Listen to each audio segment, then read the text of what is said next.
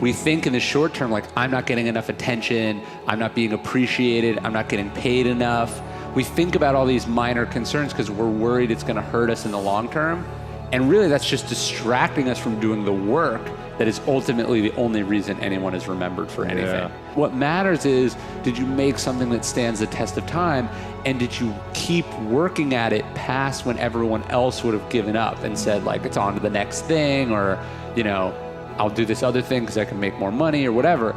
Like, you've gotta stay at it and stay at it and stay at it long past whenever the ego gets bored. You always want to be the harshest critic of your own work, right? Like, is this good enough? Am I saying something new enough? Is this original enough?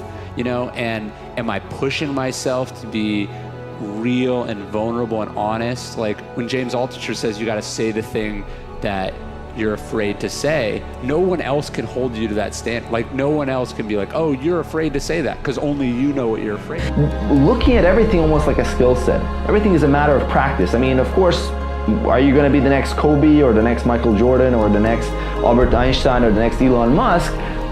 That there might be, of course, a degree of luck and talent, especially in sports, but still, you can become pretty damn good at a lot of things if you put in the effort, if you put in the hours of deliberate practice. I mean, it takes a long time to become an overnight success, right? And I think for the both of us and everybody we know that we admire and who's achieved anything, they've been at this a long time and they've been talking at it. And by the way, they weren't great at the beginning. Go watch early interviews of Steve Jobs, right? Early interviews of Steve Jobs are fantastic. He's terrible. And he actually in one of them says, I need to go throw up because he's so nervous about talking on camera. He's terrible. And the point is he practices, he practices, he practices, he gets better, but he does it out loud. And I think the idea of hiding until it's perfect, it's a fool's game. I think you put yourself out there, you start, you practice out loud, then you get feedback, and you grow. You counterpunch, you adjust. You put it out there. I would say the one thing that you may be referring to that I talk about a lot is it's tough to come out the gate at 22 and say, this is the definitive thing, here's my advice. I think talking to the world about your truth, but what you believe, correct, is the game. Is the game. You know, your point of view on the world and like what you believe and where you come from, that's gold. Your process. That's why I talk a lot about documenting instead of creating. It's just your truth.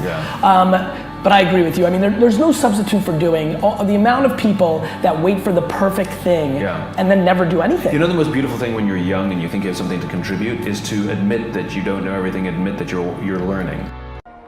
Writing a book or making a movie or editing videos or starting a company, these are really hard things to do, right? It's incredibly difficult. It's often very discouraging. There's not a lot of validation until very much at the end of the process, right? And so what happens is that talking about these things is always easier and always much more validating than doing them if you sort of have the wrong attitude. So what you see is people spending all their time on social media talking about what they're doing instead of struggling to do it, right? And there's a big problem with that. There's the Henry Ford quote where he's saying, you can't build a reputation on what you're going to do.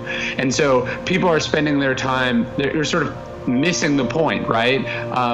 You're talking about writing a novel instead of struggling to write that novel. And so you have to understand that ultimately the best thing you can do for your brand and for yourself is to just make really great stuff. You know what I mean? A book that changes people's lives, but quietly changes people's lives is still going to be a much better tool for you than a book that you market the crap out of that has very little resonance or impact. I mean, if other people are putting in 40-hour work weeks and you're putting in 100-hour work weeks, then even if you're doing the same thing, you know that in 1 year you will achieve what they achieve. You will achieve in 4 months what it takes them a year to achieve. Work. That's the answer to all these questions.